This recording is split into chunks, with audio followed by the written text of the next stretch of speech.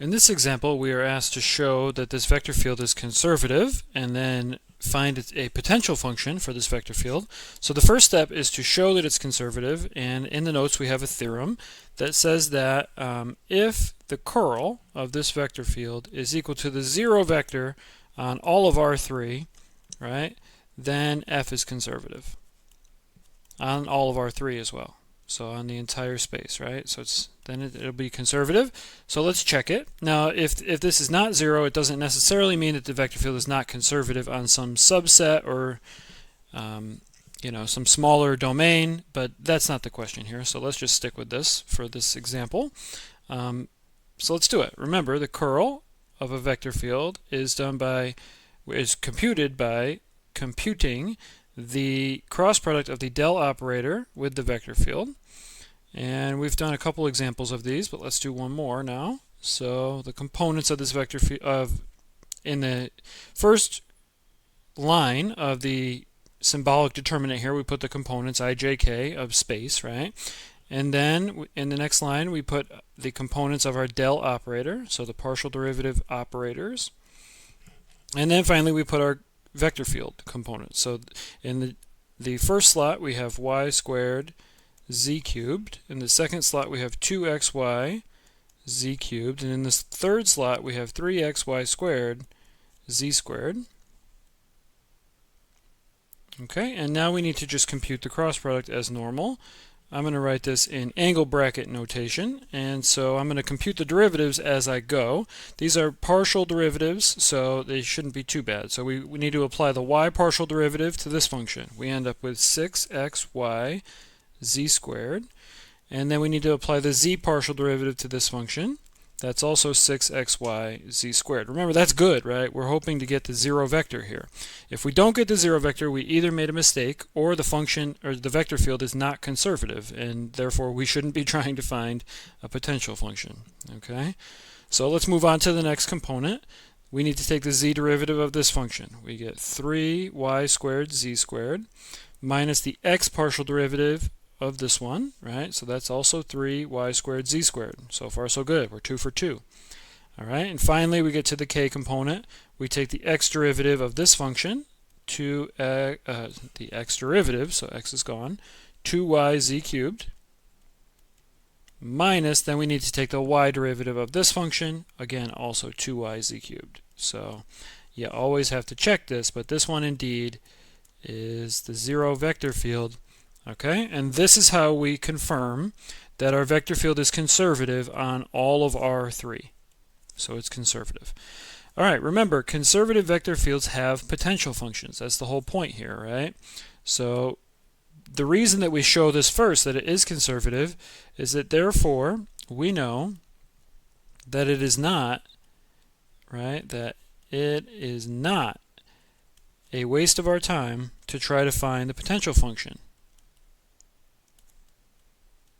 So it's not a waste of our time to find this potential function f, and remember the properties of f are that the gradient of this function f equals our vector field f.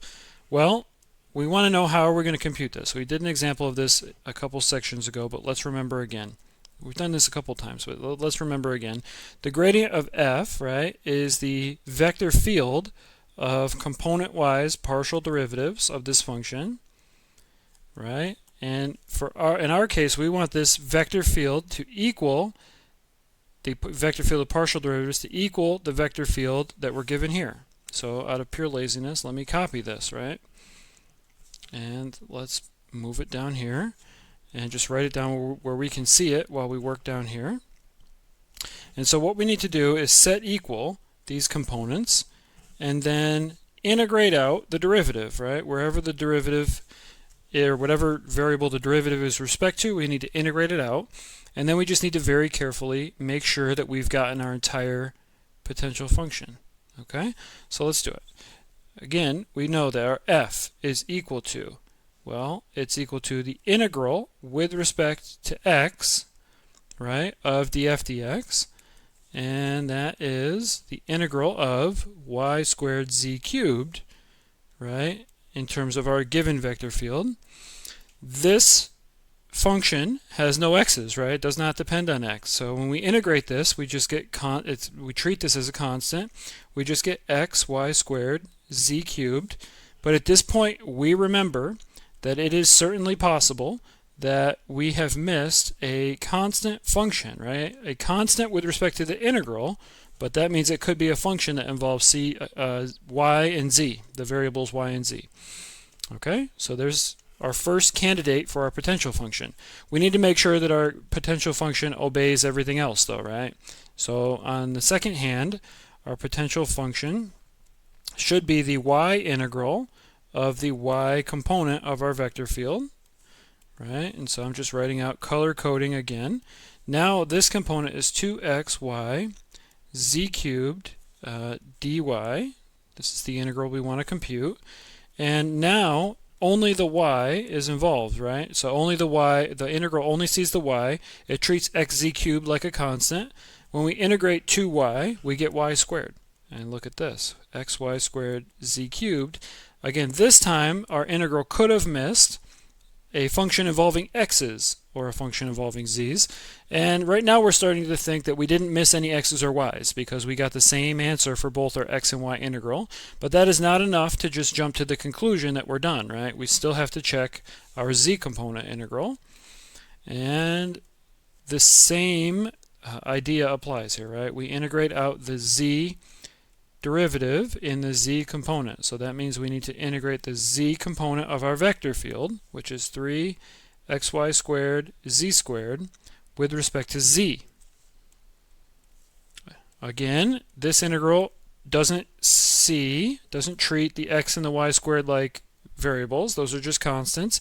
It's going to integrate up 3z squared, and it's going to give us z cubed. And so we see, again, this could have missed a constant function, a function that's only in terms of x and y, right?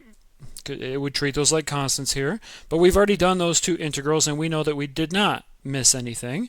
And so at this point, we see that all the overlap here, that's good, right? And then all of these constants are unnecessary. We don't need them, right? So these are, we can set these things equal to either 0, or let's just say, let's collectively set this equal to xy squared times z cubed plus some constant, let's call it k. Okay, so this is our potential function, f of x, y, z, for the given vector field, which, by the way, is definitely conservative, right? We checked it using the theorem, and now we found a potential function for it.